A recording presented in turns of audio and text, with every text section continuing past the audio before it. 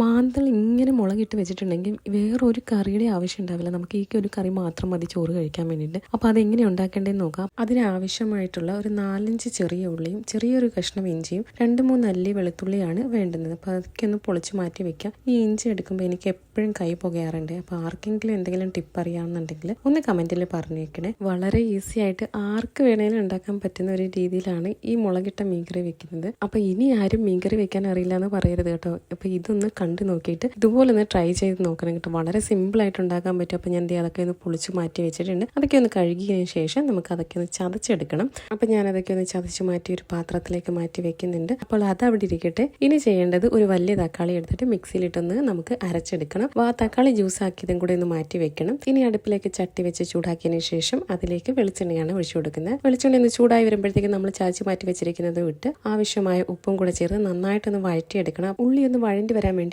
5 minute അടച്ചു വെച്ച് വേവിക്കണം. അതിനുശേഷം നമ്മൾ അരച്ചു മാറ്റി വെച്ചിരിക്കുന്ന തക്കാളിന്റെ ജ്യൂസാണ് ചേർത്ത് കൊടുക്കേണ്ടത്. അതും ചേർത്തൊന്ന് മിക്സ് ആക്കിയതിനു ശേഷം ഒരു 5 മിനിറ്റ് അടച്ചു വെക്കണം. ഇനി ഇതൊക്കെ നന്നായിട്ടൊന്ന് മിക്സ് ചെയ്ത് കൊടുക്കണം. ഇനി നമ്മൾ ഇതിലേക്ക് പൊടികളാണ് ചേർക്കാൻ പോകുന്നത്. 1/4 ടീസ്പൂൺ മഞ്ഞൾപ്പൊടിയും 2 ടേബിൾ സ്പൂൺ കശ്മീരി മുളകുമാണ് ചേർത്ത് കൊടുക്കുന്നത്. പിന്നെ ലേശം ഉലുവപ്പൊടിയും കൂടെ ചേർത്ത് കൊടുക്കുന്നുണ്ട്. ഉലുവപ്പൊടി കൂടാനൊന്നും പാടില്ല, കഴിക്കും. അപ്പോൾ കാശ്മീരി മുളക് പൊടി തന്നെ എടുക്കാൻ ശ്രമിക്കുക, എന്നാലേ ആ ഒരു കളറൊക്കെ കിട്ടത്തുള്ളൂ. ഇനി ഇതിലേക്ക് പുളി പിഴിഞ്ഞ് വെച്ചിരിക്കുന്ന വെള്ളമാണ് ചേർക്കുന്നത്. വാളംപുളിയാണ് ഞാൻ എടുത്തിരിക്കുന്നത്. കുടംപുളി ഇട്ട് നമുക്കിത് വെക്കാൻ പറ്റും. അപ്പോൾ മസാലയൊക്കെ ചേർത്തതിന് ശേഷം ഒരു 5 മിനിറ്റ് തുറന്ന് വെച്ച് തന്നെ ഒന്ന് മിക്സ് ആക്കി കൊടുക്കണം. അതിൻ്റെ ആ പച്ചമണമൊക്കെ ഒന്ന് മാറാൻ വേണ്ടിയിട്ടാണ്. ഇനി ഇതിലേക്ക് ആവശ്യമായ വെള്ളമാണ് ഒഴിക്കുന്നത്. ഞാൻ 1 ഗ്ലാസ് വെള്ളമാണ് ചേർക്കുന്നത്. അപ്പോൾ ആ വെള്ളം കൂടെ ചേർത്ത് നന്നായിട്ടൊന്ന് മിക്സ് ആക്കിയതിന് ശേഷം നമ്മൾ അടച്ച് വെച്ച് വേവിക്കണം. കാരണം ആ ഗ്രേവി നല്ലതുപോലെ തിളച്ച് വന്നതിന് ശേഷം മാത്രമേ മീൻ്റെ കഷ്ണങ്ങൾ ഇടാവുള്ളൂ. മാന്തലിപ്പം വലുതായതുകൊണ്ട് ഞാനിത് 2ആയിട്ട് മുറിച്ചിട്ടാണ് ഇതിനകത്തേക്ക് ഇടുന്നത്.